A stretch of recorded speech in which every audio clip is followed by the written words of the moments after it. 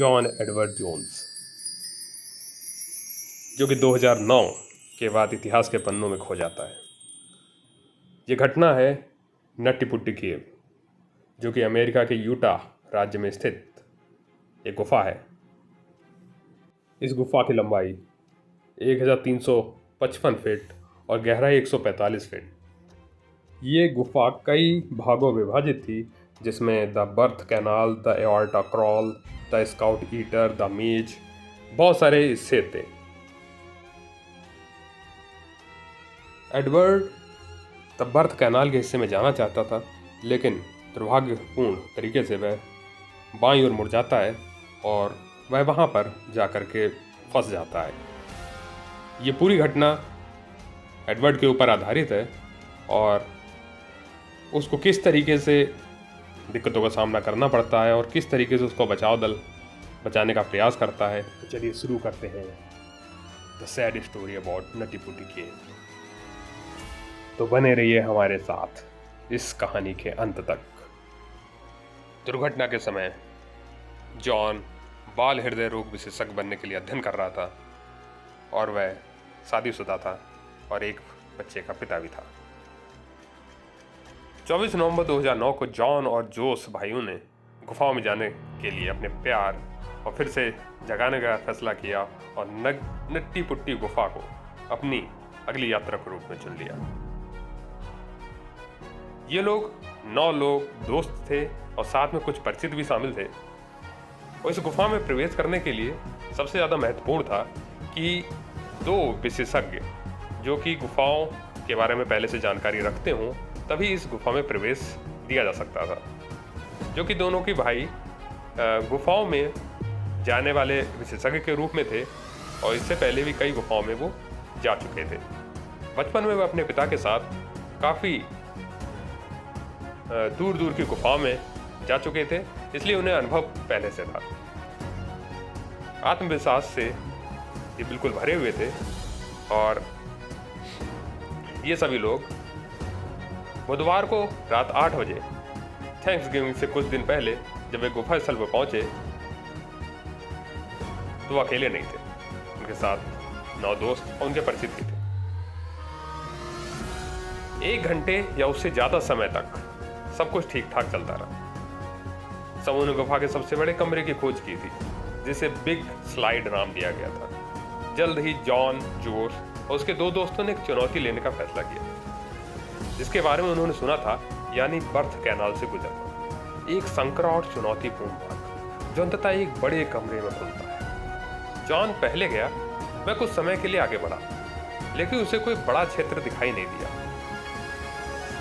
वह धीरे धीरे आगे बढ़ रहा था, लेकिन संकरा मार्ग समाप्त ही नहीं हो रहा था। इसके बजाय वह संकीर्ण मार्ग नीचे की तरफ चलता चला जा रहा था। आत्मविश्वास से भरा हुआ जॉन आगे ही बढ़ता चला जा रहा है।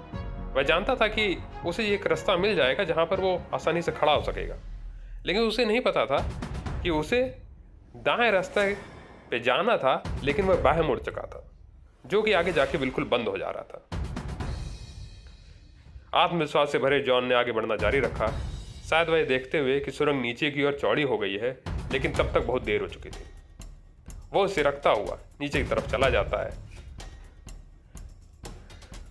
और जैसे ही उसका सर नीचे की तरफ चला जाता है और वो हाथ मोड़ने में सक्षम नहीं था, वह तुरंत पीछे आवाज देता है अपने भाई को रोकने के लिए कि हम गलत तरीके से आ गए हैं, हम गलत मार्ग पे आ गए।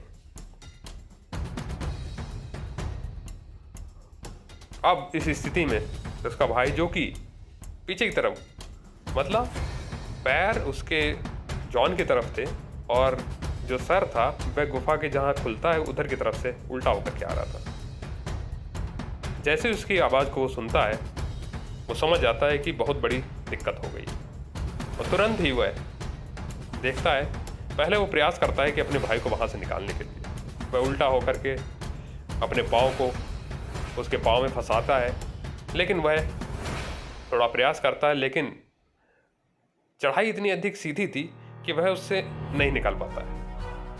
वो समझ जाता है कि अब देर करना बेकार है और तुरंत ही वह कह देता है कि जाओ मदद लेकर के आओ। भाई तुरंत ऊपर की तरफ चला जाता है और बचाव दल जो कि और अन्य साथी भी थे वहाँ पर, उन सबको बताता है कि स्थिति बहुत गड़बड़ है और मेरा भाई वहाँ फंस गया, क्या किया जाए। इतने में बचाव दल एक्टिव हो जाता है और उसमें घुसने और उसे निकालने का प्रयास करना शुरू कर देती है टीम।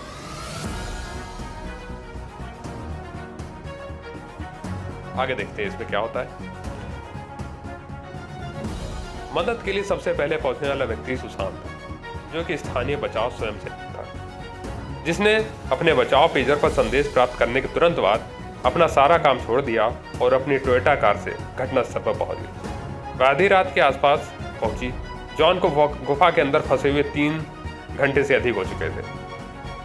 छोटी, फुर्तीली और तेज सुसान को जॉन तक पहुंचने में कोई समय नहीं लगा और पहुंच करके पूछती है, हाय जॉन, मेरा नाम सूजी है, कैसा चल रहा है? हाय सूजी, आने के लिए धन्यवाद, जॉन ने कहा, लेकिन मैं सचमुच बाहर आना चाहता हूं। अगले कुछ घंटे में दर्जनों बचाव दल बाहर आ चुके थे। बचाव दल ने जल्द ही एक के बाद एक योजना विचार करना प्रारंभ कर दिया। उन्होंने हर चीज पर चर्चा की, यहां तक कि गुफा की दीवारों पर चिकनाई लगाने पर भी, जब तक कि उन्हें एक बचाव रस्सी का उपाय करने का फैसला नहीं किया जो चढ़ाई करने वाले कैंप की एक श्रृंखला से होकर गुजरती है, जिसमें रस्सी एक छोर जॉन के पैरों के चारों ओर बांधा होता है और दूसरी छोर टीम द्वारा से खींचा जाता है। उसी समय उन्होंने जॉन के पास चट्टान के टुकड़ों को ड्रिल करके हटाने की कोशिश की, लेकिन कठोर सामग्री और अजीब स्थिति से ड्रिलिंग को धीमा और दर्दनाक बना दिया था।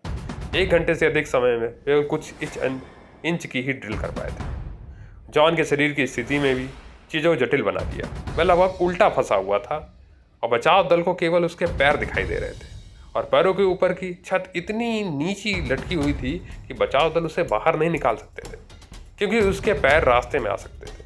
बचाव दल ने बेहताशा काम किया और चढ़ाई करने वाले कैमरों की अपनी पहली प्रणाली के साथ विफल हो गए। फिर उन्होंने रस्सी तुली प्रणाली का उपयोग करने की कोशिश की। पुली को बोल्ट से लंगर डाला, गुफा की दीवारों में बोल्ट को गहराई से ड्रिल किया।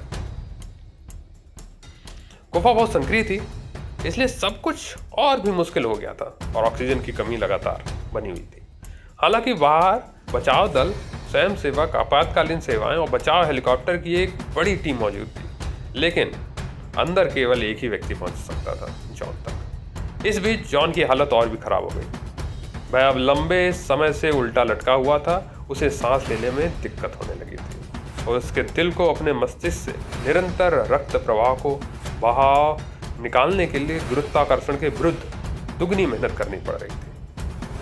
वह घबराहट और शांति के बीच झूल रहा था। एक समय वह गुफा में एक 2 तरफा केबल रेडियो लेकर आए और उसे किसी तरह नीचे उतारा ताकि वह अपनी पत्नी से बात कर सके, जो सतह पर गुफा के प्रवेश द्वार के पास थी। वे दोनों परेशान थे, लेकिन एक दूसरे का सांत्वना भी दे रहे थे। जॉन को अब 19 घंटे हो चुके थे उल्टे फंसे,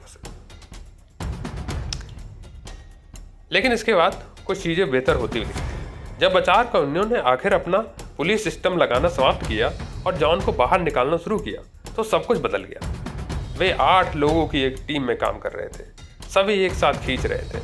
जॉन को कई बार बहुत दर्द हो रहा था, इसलिए वे बार बार रुक रहे थे, लेकिन हर बार जब वे खींचते तो वे जॉन को थोड़ा और ऊपर खींचने में कामयाब हो जाते थे। तीसरी बार ऊपर की ओर खींचने के बाद जॉन को आखिरकार इतना ऊपर उठा दिया गया था कि वह अपने सबसे नज़दीक बचाव कर्मी से नजरें मिला सके। वह थका हुआ लग रहा था, उसकी आंखें लाल थी और उसका चेहरा गंदा हो चुका था। सांस लेने में उसे बहुत ज़्यादा तकलीफ हो रही थी, लेकिन वह अंदर ठीक लग रहा था।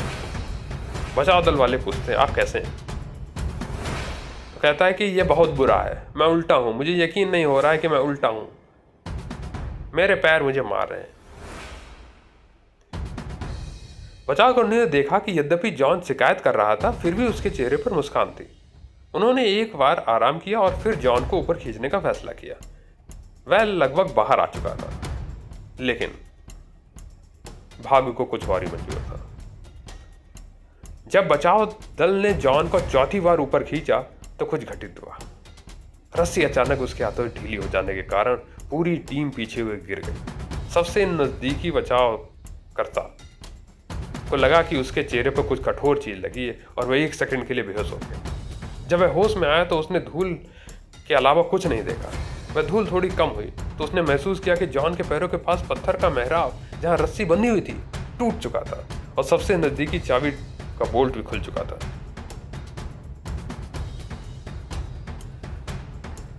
वह धूल में कहीं देख पाया कि जॉन वास्तव में कहाँ था, लेकिन जल्दी उसे एहसास हुआ जॉन फिर से दरार में फिसल गया था, इस बार पहले से भी ज्यादा।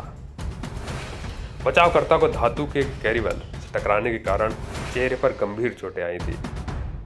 अब उसे पहले बचाना जरूरी हो चुका था, इसलिए बचाव दल सबसे पहले उस बचावकर्ता को जल्दी जल्दी बाहर की तरफ खींचते हैं।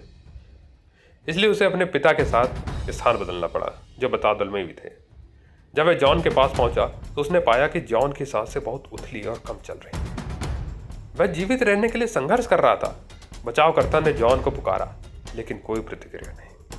हताश होकर उसने जॉन की कमर के चारों ओर रस्सी बांधने के लिए खुद को दरार में गिराने की कोशिश की, लेकिन वह खुद फंस गया उसमें। आखिरकार खुद को मुक्त करने के बाद उसने चरखी के लिए एक नया छेद ड्रिल किया और थके हुए गुफा में रेंगते हुए बाहर निकला। उसकी जगह एक और बचावकर्ता आया, जो जॉन के पास पहुंचा, लेकिन उससे संपर्क नहीं कर सका। इसके तुरंत बाद एक मेडिकल प्रोफेशनल गुफा में घुसा और जॉन के पास पहुंचा। 25 नवंबर की आधी रात को जॉन को मृत घोषित कर दिया गया। वह 26 साल का था। इस बचाव दल में 137 बचाव कर्मियों ने 27 घंटे तक कड़ी मेहनत की, लेकिन उन्हें खाली हाथ और भारी मन से दुखद स्थल करना पड़ा। उसमें एक ने मीडिया को बताया कि खोज और बचाव स्वयंसेवक के रूप में अपने 29 वर्षों के कार्यकाल में यह उनका सबसे कठिन बचाव था। अगले दिन अधिकारियों ने निर्धारित किया कि उनके शरीर को गुफा से बाहर निकालना बहुत कठिन और खतरनाक था। इसलिए नट्टी पट्टी गुफा हमेशा के लिए जॉन एडवर्ड जोन्स का अंतिम विश्राम स्थल बनी रहेगी। 1 सप्ताह बाद सरकारी अधिकारियों ने नट्टी पुट्टी गुफा को जनता के लिए हमेशा के लिए बंद करने का फैसला किया।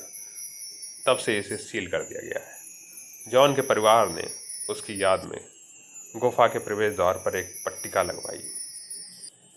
नट्टी पुट्टी गुफा के द्वार के पास जो पट्टिका लगवाई गई, उसमें जॉन एडवर्ड जोन्स 1983 से 2009 तक इंगित किया गया। धन्यवाद।